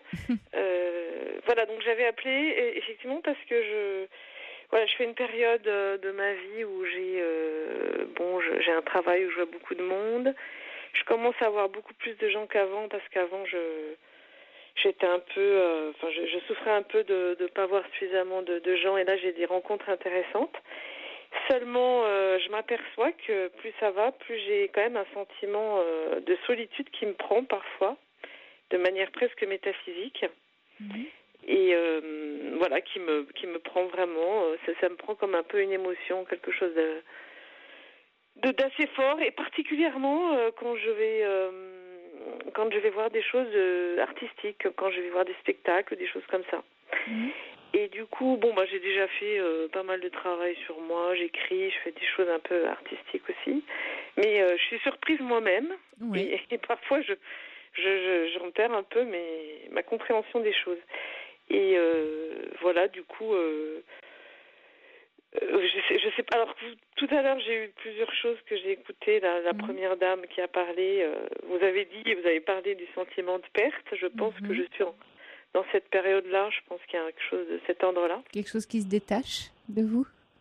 Voilà. Ou plutôt la conscience qu'on est chacun très seul, en tout cas seul avec nous-mêmes, et qu'on chemine avec soi. Et quand vous me dites que c'est dans des conditions où vous êtes face à une œuvre artistique, que vous percevez ce sentiment de solitude, vous êtes effectivement seul dans ce ressenti, dans ce lien que vous entretenez avec l'œuvre d'art et qui ne parle rien qu'à vous.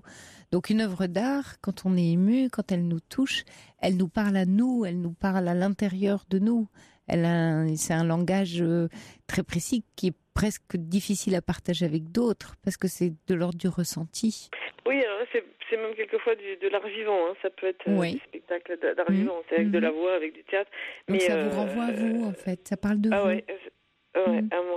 Peut-être parce qu'au niveau d'expression, peut-être des trucs de très très très profonds, je pense que j'ai pas su. Je me demande si c'est pas ça. Ouais, parce que quand vous dites j'en perds ma compréhension des choses,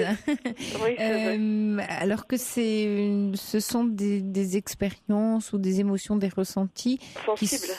Et qui sont des informations pour vous, des voies ou des chemins à l'intérieur qui vous amènent à votre être profond.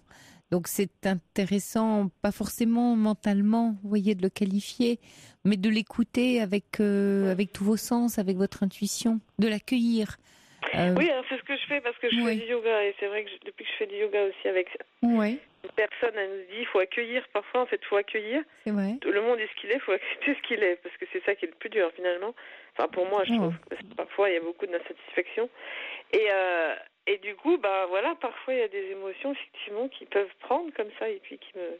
Oui, accepter, ça ne veut pas dire d'être passif. Hein. Accepter, ça ne veut pas dire de se soumettre aux événements, mais c'est d'apprendre à les traverser dans l'action. C'est pas simplement j'accueille et j'attends que ça passe. Non, on est des êtres d'action et la vie nous réclame d'agir. Vous dites quelquefois il y a des choses qui sont contrariantes, qui m'ont dit de quelle façon ça parle de moi, qu'est-ce que je peux en faire, comment ça me renseigne sur mon propre désir, sur mon propre chemin. C'est tout ça. C'est là vous êtes en fait dans cette solitude que vous ressentez, qui vous est peut-être un peu particulière. C'est un nouveau langage qui est en train d'émerger, un langage subtil que vous allez petit à petit décoder. Vous êtes peut-être au début de ce processus-là. Oui, c'est étonnant, parce que du coup, parce qu'en fait, j'ai un conjoint avec qui je ne partage pas. On a eu 10 ans de vie, à peu près correcte, mais là, je n'ai plus du tout de connivence intellectuelle. Et en fait, je m'aperçois que j'ai toute cette partie-là qui me manque trop, quoi. Et du coup, ça m'a coupé, quoi. Ça m'a coupé de lui. Ah oui. Et d'où ce sentiment de solitude. Et pourquoi ça s'est arrêté tout d'un coup, ce partage, alors que vous semblez dire qu'il existait avant ? Qu'est-ce qui fait que ce partage-là, tout d'un coup, s'est éteint ? Non, il existait, mais il n'existait pas vraiment, je pense pas, en fait. Ah, il n'a jamais vraiment existé ? Il n'existait certainement pas suffisamment. Mm-hmm. Et là, moi, je lis pas mal. Enfin, je me remets à lire, etc. Et tout à coup, j'ai vraiment par exemple, je lis et ça me parle énormément. Alors du coup, je fais de l'écriture un peu et tout ça, et j'ai l'impression que c'est plus fort que tout ce que je peux vivre avec. Je sais pas. Non. J'ai l'impression que mon conjoint, il lit beaucoup le journal, lui, uniquement. Mais ça et moi, le journal, ça m'intéresse pas du tout. Enfin, toutes ces histoires, tous les jours, il y en a, des nouvelles, etc. Bon. Alors que moi, j'aime bien les choses plus imaginatives, etc. Et puis j'ai l'impression qu'on ne se rejoint pas là-dessus du tout. Oui, vous dites qu'il n'y a pas de partage, en fait. C'est plutôt ça dont vous parlez. Il n'y a pas de partage intellectuel. Et je pense que... Là, je sais pas, j'ai l'impression que je suis à un stade... Et pourquoi, Marie, vous lui... de ma vie. Oui, parce que là vous clivez un peu, c'est... Où je suis avec ce qui m'intéresse et alors je suis seule, ou alors je dois m'intéresser à ce qui l'intéresse mais ça m'intéresse pas. pourquoi pas être dans le « et », c'est-à-dire que et de pouvoir vous ouvrir à lui en partageant ce qui vous intéresse et l'inviter lui à vous partager ce qui compte pour lui, qu'il puisse y avoir des échanges de ce qu'on ne connaît pas, de ce complément. Ah oui, parce que j'ai essayé, mais ouais. J'ai senti que c'était... Mais il me le dit moi-même, enfin il le dit lui-même, pardon. Il le dit moi-même. Non, il le dit lui-même, c'est-à-dire qu'il dit que lui, il a un côté dur, il n'arrive pas à rentrer dans une espèce de délicatesse de pensée, je ne sais pas comment on appelle ça. Une sensibilité en fait. Il y a une sensibilité. Une certaine sensibilité qu'il ne peut pas. Et du coup, il est dans un côté très très matériel des choses. Et plus c'est matériel, plus moi ça m'emprisonne, parce que je trouve que le matériel, ça peut vite emprisonner. Donc il y a quelque chose peut-être qui lui ferait peur et que vous pourriez tout doucement lui faire entrevoir, simplement des expériences. Vous parlez de théâtre, par exemple, aller au théâtre ensemble. Ah bah non, mais parce que j'ai déjà essayé plein de fois. Maintenant, je fais mes choses toute seule parce que il n'a pas envie d'y aller. Il n'arrive pas. Enfin, ça lui est arrivé de voir nos enfants, par exemple, jouer des pièces. Alors, il avait les larmes aux yeux, c'est tout. Mais en tant que maintenant adulte, il est. Alors, c'est vrai que moi, j'ai fait des études, lui, il n'en a pas fait. On a des différences intellectuelles. On a des différences, je pense, quand même profondes. Et puis,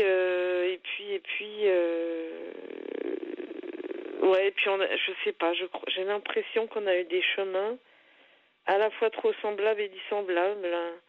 Enfin, trop semblables par rapport à nos... Enfin, c'est compliqué, mais je fais des analyses quand même, moi, beaucoup, alors que lui, j'ai l'impression que... Les hommes, ils analysent pas beaucoup comme ça. Non, ça c'est une généralité, ça, Marie. Il y a des hommes en analyse, et il y a des hommes qui font des travaux... Voilà, qui travaillent sur eux. En tout cas, lui, non, lui, se refuse un peu à tout ça. Donc il y a un décalage, vos chemins. Il y a un gros décalage. Et alors moi, on m'avait dit que j'avais pris, en fait, que j'avais fait un choix. Enfin, une psychologue m'a dit que j'avais fait un choix contre-oedipien, puisque j'avais un père très intellectuel, une famille quand même assez poussée. Enfin, j'étais quand même éduquée là-dedans, et moi j'avais rejeté tout ça. J'ai rejeté ça parce que justement, je sais pas pourquoi. J'ai même été au Cambodge faire des choses.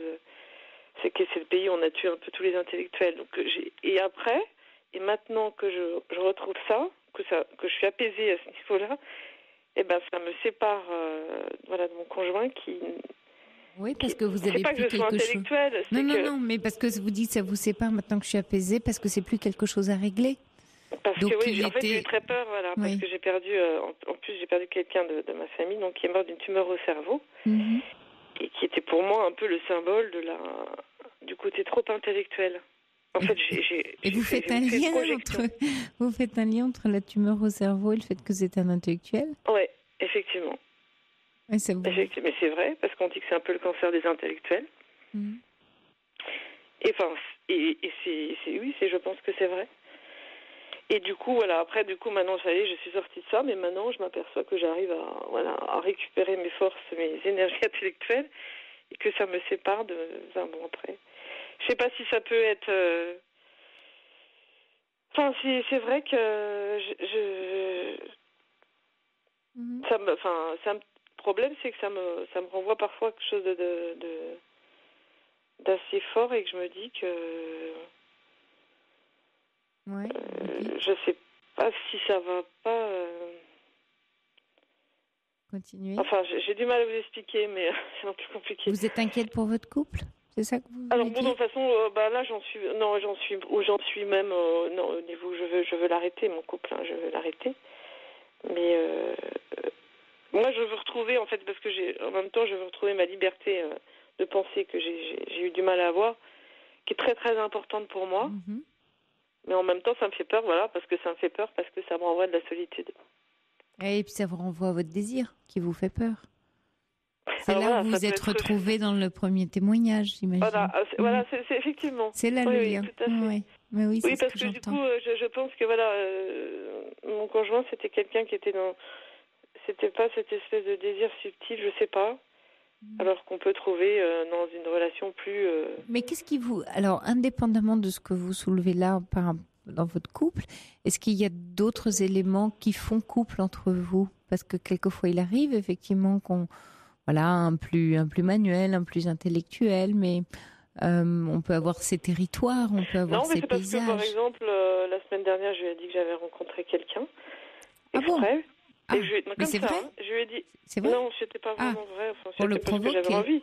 Vous cherchez à le provoquer. Oui, parce que parfois ça m'arrive. Et il m'a dit, bon, c'est ta vie. Donc vous cherchez à tester le lien qu'il a avec oui, c'est ta vie. C'est-à-dire qu'il ne cherche pas vraiment. Non, mais vous, Marie, vous en êtes à un moment où vous cherchez... Oui. C'est pour ça que vous avez ce sentiment d'être seule, en fait. C'est que vous vous sentez limite abandonnée par votre conjoint. Oui. C'est ça qui est douloureux. Voilà, et donc vous en perdez votre compréhension. Ça fait combien de temps que vous êtes en couple?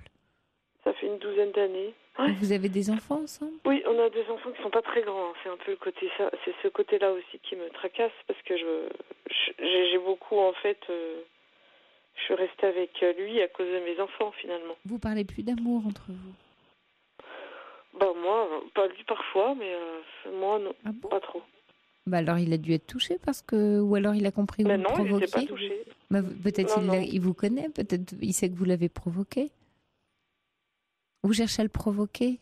Non, parce que moi j'ai essayé de faire des rendez-vous avec des gens, etc. pour essayer de faire travailler notre couple, pour essayer de réfléchir, pour discuter. Donc vous avez consulté ensemble, c'est ça? Ouais, il a été très fuyant là-dessus, donc moi j'estime que il n'a pas fait tout ce qu'il était capable de faire. Il est très très très très indépendant. Et du coup, voilà, bon... Mais ça, l'indépendance, j'ai peur que moi, vous mélangez plein de choses, Marie. L'indépendance, on peut être très très indépendant tout en étant en lien. On peut être indépendant, autonome et entretenir des liens forts dans un couple. Donc, c'est pas l'indépendance. Moi, j'ai le sentiment que vous mélangez des niveaux. Dans la mesure où il a choisi un travail où il n'est pas là, pratiquement, où il est là que le week-end. Déjà. Et l'éducation des enfants, il s'en occupe. On a des garçons, puis il s'en occupe pas beaucoup. C'est moi qui gère tout. Qui prend des grandes décisions, qui met l'autorité. Enfin, je suis... Donc très seule. Donc vous êtes l'homme très et la seule. femme. Voilà, donc vous êtes dans un couple en étant seule. Oui, c'est ça, exactement. Et c'est ça qui vous fait souffrir. Oui, alors c'est peut-être ça, en fait. Ça me renvoie peut-être à ça. C'est peut-être ces émotions-là. Oui, parce que quand vous dites « j'en perds ma compréhension des choses », on est dans une forme d'absurde. C'est « je suis en couple, mais je me suis jamais sentie aussi seule ». À élever mes enfants et à être dans ce couple alors que pourtant j'ai un mari et je me sens seule. Vous en avez parlé de ce sentiment de solitude avec lui? Oui. Qu'est-ce que vous avez prévu cet été de faire ensemble? Oui, parce que je suis quelqu'un qui m'exprime. Vous avez des projets cet été en famille? Non, justement, nos dernières vacances ça a été catastrophique. C'était horrible, je ne me suis jamais sentie aussi seule. On est partis à 4 et je me suis sentie vraiment plus que seule. Parce que Parce que je me sentais seule. Oui, vous vous sentiez, mais qu'est-ce qui se passait entre vous? Vous parliez pas, il n'y avait pas d'échange, vous faisiez pas d'activité ensemble? Un petit peu, ouais, puis les enfants, en fait, les enfants se retournent contre moi, en fait. Parce que vous le vivez mal, donc ils n'aiment pas voir leur mère qui... Voilà, alors il y a des moments où ça va quand le père n'est pas là, puis quand ils se retournent contre moi, oui, je pense qu'ils ressentent ça, mais c'est vrai que ça a traîné un peu. Parce que Marie, il se peut tout à fait que dans le type de couple que vous décriviez, où j'allais dire quelqu'un d'autre ne se sentirait pas seul, donc ce sentiment de solitude, il vous appartient aussi, il parle de vous. Là, vous vous sentez seul, c'est dans l'être que vous êtes qui ne connecte pas avec l'être qu'il est. Elle est là, la solitude. Elle n'est pas sur le mode de vie, la semaine, le fait qu'il soit indépendant. Le sujet, il n'est pas là. Ça, c'est l'enrobage. Ça, c'est ce qu'on voit de l'extérieur. Il y a quelque chose qui se passe à l'intérieur. Et lui, le sentiment que ça donne, c'est qu'il est un peu fuyant. Et que... Oui, puis il me rejoint pas ce que j'étais moi, parce que moi, j'ai fait beaucoup de choses...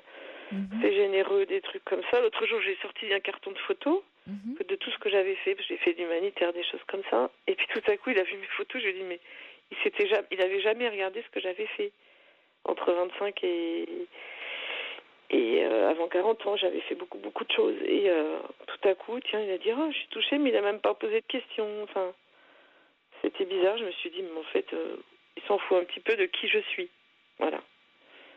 C'est important enfin bon, je pense qu'on n'a pas la même nuance humaine, les mêmes nuances humaines. Et vous savez lui parler de vous? Là, je lui ai montré, justement. Je lui ai montré. Ouais. Vous avez le sentiment qu'il n'a pas envie d'apprendre. Ah oui, non. Il n'a pas envie d'apprendre, oui. Donc oui, qu'il n'a pas envie de s'ouvrir à la... Oui, c'est ça, de s'ouvrir à... Quand je dis apprendre au sens large, apprendre de vous. Apprendre et prendre de vous. Dans ce lien-là. Voilà, alors c'est vrai que moi, en plus, du coup, c'est vrai que ça me renvoie... Alors avant, ça m'avait fait du bien parce que j'ai eu quand même des traumatismes familiaux assez forts. Et du coup, on s'est quand même épaulés. J'ai eu mes enfants et tout. Mais maintenant, toujours est-il qu'en plus, j'ai vécu une situation familiale où je me suis sentie assez piétinée, assez écrasée. Et que maintenant, je veux vivre, quoi. Je veux exister, voilà. Alors si c'est... Et lui, je pense qu'en fait, finalement, ça l'arrange pas beaucoup que je veuille exister non. aussi fortement. Non, ça peut pas l'arranger beaucoup, comme vous dites. Parce que il comprend plus, enfin, je veux dire... Oui. Oui, parce que vous êtes en train de vous éloigner pour prendre un envol. Voilà, exactement, c'est ça. Quelque chose qui compte pour vous, donc c'est plus la gentille épouse compréhensive. J'ai jamais été tellement la gentille épouse. Dis, symboliquement en tout cas. Voilà, exactement. Et du coup, oui, mais c'est vrai que je pense pas qu'on peut pas toujours s'écraser, quoi. C'est pas s'écraser voudrait dire qu'on a besoin d'être éventuellement violent vers l'autre, mais en tout cas de se construire, ça c'est certain. Et que si le sujet pour vous, Marie, c'est ce sentiment de construction intérieure qui commence à naître, à prendre corps et qui devient quasi une urgence, c'est un peu ce que j'entends pour vous. Oui. Il y a une urgence à être chez vous. C'est ce que je Oui, et puis même physiquement, je veux dire... Je pense qu'à un moment donné, on ne peut pas faire semblant d'être dans une relation, quoi. Oui, c'est juste. Le corps et l'esprit, c'est lié, quand même. À un moment donné, c'est... Donc là, vous y voyez un peu plus clair, là, dans notre échange, Marie ? Oui. Qu'est-ce qui est clair, là, pour vous ? Non, mais c'est clair qu'il va falloir que j'avance, quoi, que j'aille au tribunal et que je fasse une séparation. Que vous... non, parce que lui, il veut rien entendre. Et que moi j'en ai marre de vivre tout ça, quoi, que vous fournissez beaucoup d'efforts et que quelque chose n'arrive pas à se construire. Oui, et puis surtout que j'ai peur du coup que j'ai pas de reconnaissance de mes enfants, parce que c'est presque plus compliqué, des couples comme ça qui claudient que des couples vraiment séparés. C'est plus fatigant, je veux dire. Oui, c'est plus fatigant. Je suis d'accord avec vous, Marie. Ça demande beaucoup d'énergie de maintenir quelque chose qui ne veut plus se maintenir. Voilà, exactement. Et qu'il faut être deux.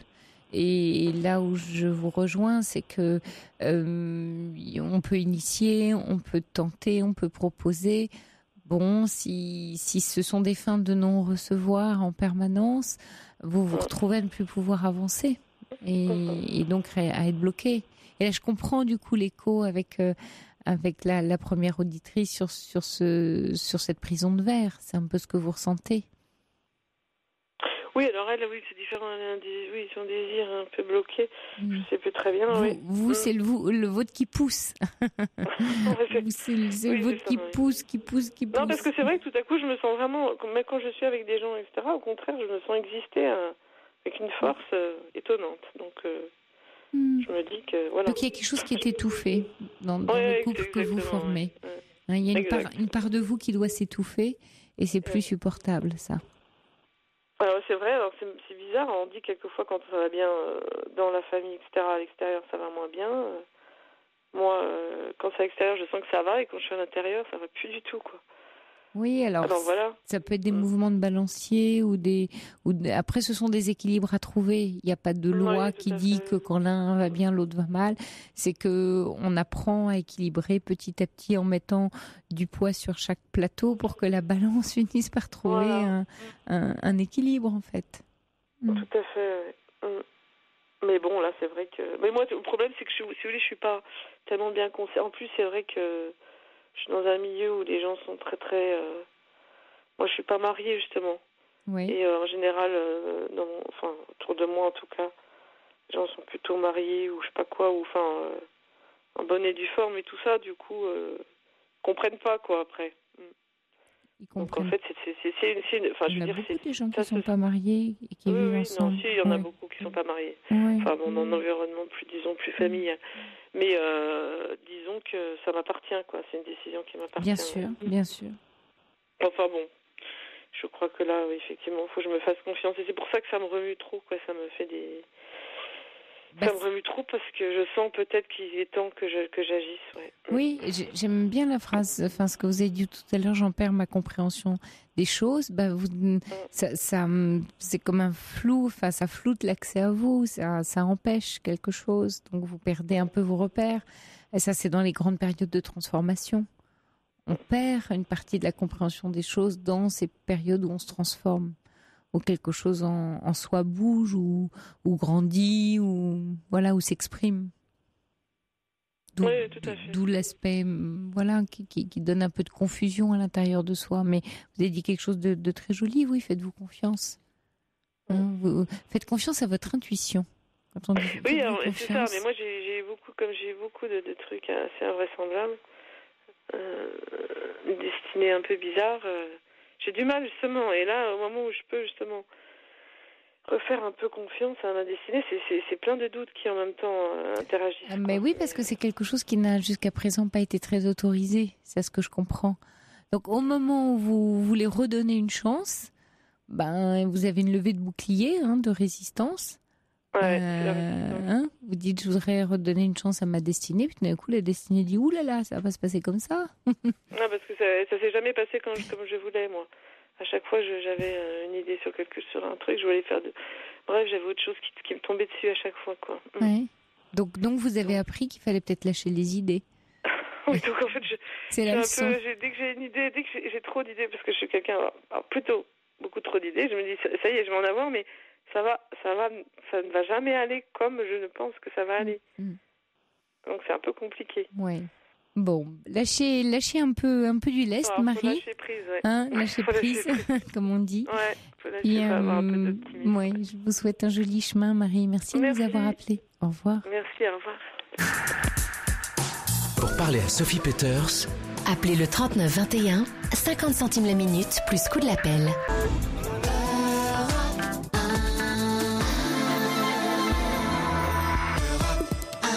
Bonsoir Virginie. Oui, bonsoir. Moi, je me permets de vous appeler parce que j'ai un ami de 49 ans. Oui. Moi, j'en ai 39. Et donc, on n'a pas du tout les mêmes objectifs sexuels. Oui. Je parle bien. Donc, lui aurait plus de demandes que moi. Et là, il s'est passé ce week-end une chose que je n'avais pas envie de lui. Et c'est un homme qui m'a frappée, quoi. Et vous a frappé parce que vous vouliez pas faire l'amour avec lui? Voilà, tout à fait. Et comment vous avez réagi? Très, très, très mal. C'est-à-dire? J'ai rendu des coups. Je lui ai dit que non, c'était fini. Mais après, depuis, c'est quelqu'un qui me harcèle au téléphone. Vous vivez pas ensemble? Non, du tout. Oui. Vous lui avez dit que c'est fini, que vous vous quittiez, c'est ça? Je vous entends très mal, Virginie. Ah, on vous a même perdu parce qu'on a entendu un kick. Vous êtes là, Virginie? Alors, on a perdu Virginie. On va vous rappeler. Jusqu'à 1h sur Europe 1. Sophie Peeters. Alors, on vous a retrouvé, Virginie. Ça, c'est les problèmes du direct. Voilà, quelquefois, ça coupe brutalement. Il n'y a pas de souci. Voilà, on espérait vous retrouver tout de suite. Voilà, le temps qu'on lance le disque, mais c'était bon. Alors, vous me dites que ça s'est mal passé ce week-end entre vous et votre compagnon parce qu'il a été violent lorsque vous avez refusé de faire amour avec lui. Voilà, on a 10 ans d'écart. Oui, mais c'est pas. Vous avez l'air de me dire que vous avez 10 ans d'écart, ceci expliquant cela. Vous trouvez non, pour pas vous? Du tout. D'accord. Non, ok. Du tout. Après, je sais que c'est quelqu'un qui a des soucis au niveau sexuel. C'est-à-dire, c'est quoi des soucis au niveau sexuel? Comment dirais-je, problème de prostate ou Donc il est anxieux, que ça fonctionne moins bien, c'est ça que vous voulez dire? Oui, je pense, oui. Oui. Et à partir de là, tout part en vrille parce que monsieur croit que tous les soirs je peux faire, mais moi quand je vois que ça se passe très très mal, je ne peux pas. Ça fait 2 ans que vous êtes ensemble, c'est ça? Oui, 2 ans et demi même. Oui. Et suite à... C'est la première fois qu'il était violent avec vous? Première fois, oui. Oui. Et vous lui avez dit on se quitte? Comment ça s'est passé? Ah ben j'ai dit oui, c'est pas possible. Là, pour la première fois, Vous êtes parti? Il était à la maison. Oui. J'ai dit non, c'est pas possible, il faut que tu partes. Oui. Donc depuis, il est parti, mais c'est que du harcèlement téléphonique. En vous disant quoi? Que je t'aime, je veux pas te quitter. Sauf que moi, je vois bien que c'est quelqu'un qui n'est pas fait pour moi, en fait.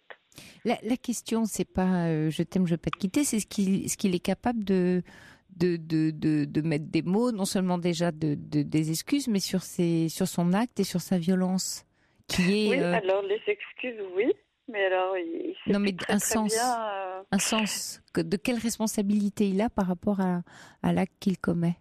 Non, du tout. Aucune. Il ne sait pas, non. Mm. Donc moi, j'ai juste dit, écoute, moi, je peux pas avoir de relations sexuelles avec toi parce que ça ne marche pas.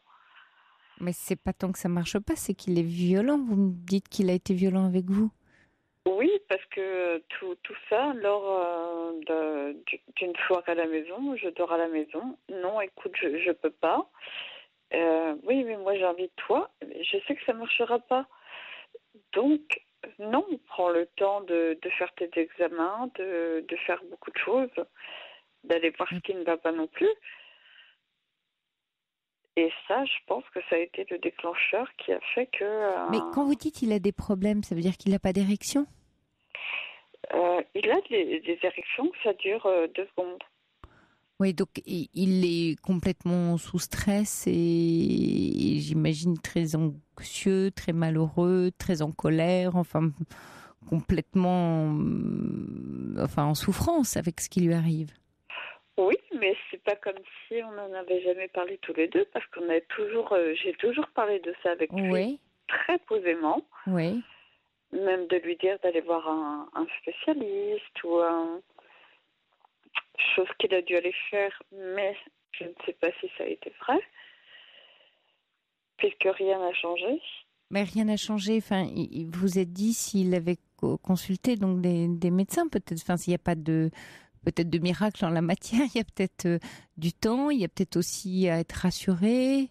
Alors, ouais. Tout ce que son médecin lui a dit, c'est il faut que tu y ailles. Qu'il aille où? Je comprends pas. Au niveau sexuel, quoi. Ah, qu'il prenne le risque. Voilà, il faut que tu fasses. Sauf que il est impossible de faire.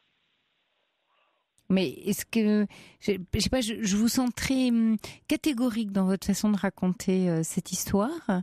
Et bon, peut-être plus amoureuse ou très agacée, donc pas tellement en capacité de l'accompagner dans ce qu'il traverse, hein, c'est ça que j'entends. Mais à ce moment-là... Accompagner, je l'ai fait pendant plusieurs mois. J'ai été très très patiente. J'ai dit, écoute, c'est pas grave, ça va revenir, c'est pas le problème. Mais plus ça va, moins c'est. Et puis après, il y a beaucoup de... pour un homme, je sais pas, il y a beaucoup de problèmes de prostate. Donc, quand il va uriner aux toilettes, qu'il ressort, il y a toujours du pipi dans les pantalons.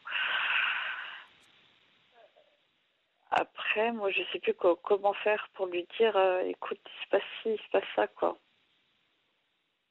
Mais vous souhaitez quoi, Virginie, en fait? C'est quoi la question que vous vous posez par rapport à ça?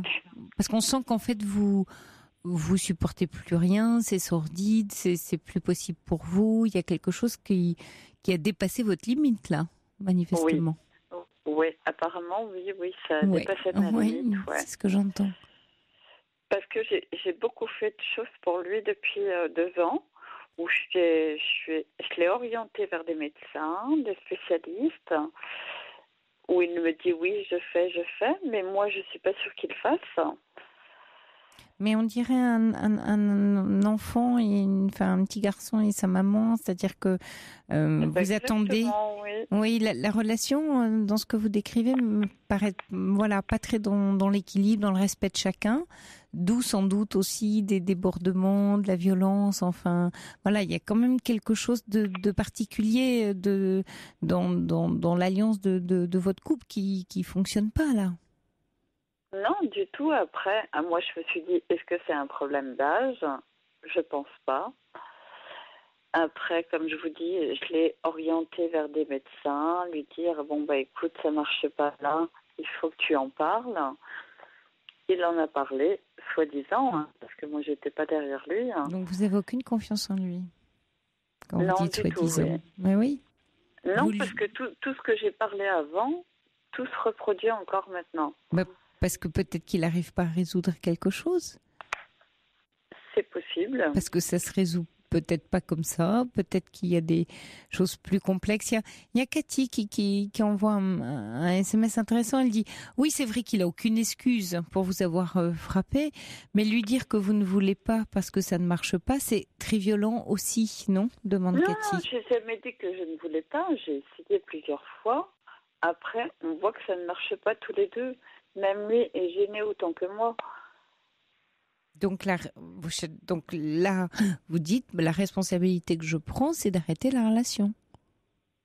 Pour moi, oui, parce que je me dis, je pense que le monsieur est très gêné, pire que moi, en fait.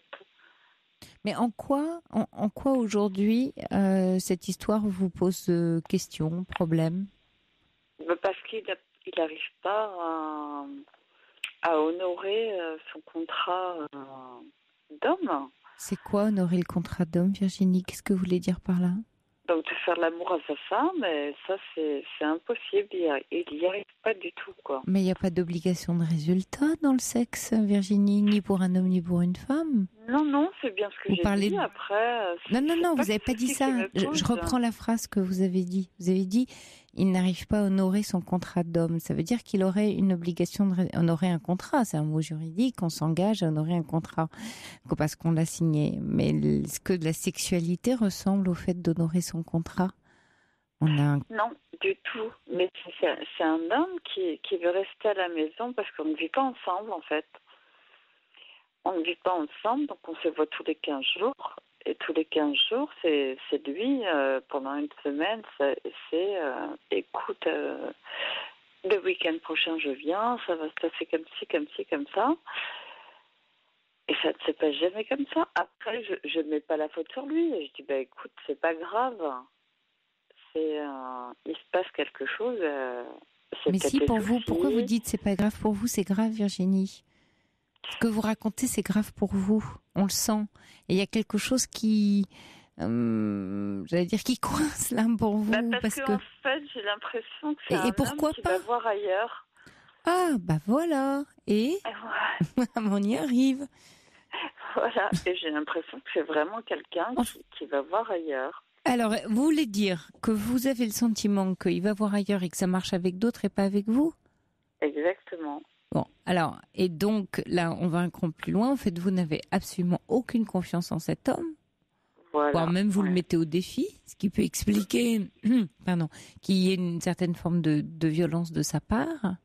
Comme dit Léa, vous parlez absolument pas de sentiments avec cet homme, avec lequel vous avez des problèmes sexuels. La décision, elle me semble claire, Virginie, pour vous. Mais vous êtes blessée en même temps, et c'est ça qui va pas non plus. Blessée, non, parce que c'est quelqu'un que j'aimais à la base. Je l'ai connu il y a 2 ans et demi. Oui, c'est quelqu'un que j'aimais et avec qui tout marchait bien. Et du jour au lendemain, tout s'est passé. Plus rien ne fonctionnait, quoi. Du jour au lendemain ? Oui, parce que bon, il a quitté son ex-compagne. Je pense qu'il n'a pas fait le deuil non plus. Et je pense que tout part de là, quoi. Et c'est quelqu'un qui a aussi été voir... Mais donc il s'est senti abandonné, mais là aussi vous pourriez peut-être vous impliquer, vous, en allant consulter ensemble pour qu'il ne se sente pas abandonné. Il a l'air de se sentir abandonné, cet homme, non? Ben non, parce que c'est quelqu'un qui va dans des maisons closes, vous voyez ce que je veux dire? Des maisons closes, des soirées à thème libertines. Donc là, je me dis, il se sent pas... Parce que ça, il vous l'a dit? Frustré, oui. Est-ce qu'il le fait pour essayer de tenter de résoudre le souci qu'il a, par ailleurs? Mais je ne sais pas. Bah, vous l'avez demandé? Ah oui, j'ai demandé plusieurs fois, qu'est-ce que ça t'apporte? Et il me dit rien du tout. C'était juste comme ça, pour voir. Mais il vous l'a dit en même temps? Oui. Il y a Pépitin qui demande de Virginie, pourquoi n'avez-vous pas tenté de l'accompagner chez le spécialiste? Parce que je pense qu'on n'est pas assez ancré dans une vie... Oui, ça fait 2 ans que vous êtes ensemble, ouais. Oui, et puis chacun a une vie différente. Hein. Mais moi, je sens que vous lui en voulez beaucoup. Oui. Vous lui en fait, c'est ça qui passe pas. Vous lui en voulez. Vous lui en voulez, mais vraiment horriblement, ouais. Presque comme si c'est lui qui vous mettait en échec. C'est-à-dire qu'il l'est, mais il vous met en échec. Vraiment que c'est... Oui. Vous vous sentez mise en échec en tant que femme. Ouais. Et que après, moi, en tant que femme aussi, on est un petit peu espiègle. On regarde les téléphones. Et bon, ben voilà, quand on découvre aussi des choses qui font mal, alors pourquoi avec des autres femmes ça marcherait, puis pas avec une? Ouais, donc vous lui en voulez. C'est un peu difficile. Mais la relation n'est pas saine dans tout ce que vous décrivez. Je parle pas de lui, je parle d'entre vous deux. Donc là, il s'agit de... Moi, je pense que je suis quelqu'un de... Non, je parle entre vous deux, Virginie. Je suis quelqu'un de très, très stable. Oui, mais je parle entre vous deux. Ah ouais. Vous m'avez pas entendu. Je n'ai pas parlé de vous, je dis que la relation, elle n'est pas sur des basses scènes. Voilà, vous dites, vous allez regarder son portable, vous lui faites pas confiance, vous lui en voulez, lui, il vous dit des choses, après il vous en dit d'autres, ça marche et puis ça marche plus, il vous donne des infos qu'il va dans des clubs et puis après il vous dit, bah non, ça sert à rien. Enfin, vous voyez quel dialogue, quelle confiance il y a. Virginie, pour moi, il n'y a pas de confiance. Il n'y en a pas, c'est pour ça. Donc Virginie, je crois que vous avez pris la décision qui a l'air de vous convenir, qui est d'arrêter cette relation qui est pas bonne pour vous. Alors maintenant, il y a toute votre colère, il y a le fait que vous vous sentiez trahi, blessé. Hein, vous avez parlé oui, je me sens trahi et blessée, mais la colère, elle y est même plus. Je me sens même plus en colère contre lui parce que je me dis, bon ben voilà, après les choses ont été faites. Oui, puis à un moment donné, vous y avez cru, voilà. Et puis c'est pas pour vous. Et ce n'est plus pour vous. Oui, c'est terrible quand même. Il reste quelque chose, un goût amer finalement pour vous dans cette histoire. Voilà, tout à fait, oui. Mais aussi une expérience qui est de dire, je ne veux plus être la femme qui vit ce genre d'histoire-là aussi. Qu'est-ce que vous apprenez après, sur vous? Quand j'ai réussi à savoir le fin fond de l'histoire, c'est un jeune homme, c'est un homme qui m'a frappée. Oui, donc pour vous, c'est la fin, voilà. C'est la fin et on arrive à la fin de l'émission, Virginie. Très bien, justement. Bon courage à vous, voilà, ça clôture. Bonne nuit à vous, bonne nuit Virginie. Il est 1h, vous écoutez Europe 1, je vous souhaite une très belle et douce nuit, faites de beaux rêves, je vous laisse en compagnie de Jean-Philippe Ballas et Virginie Mazoyer, Europe 1 Music Club, on se retrouve demain soir à 23h, passez un très bon dimanche.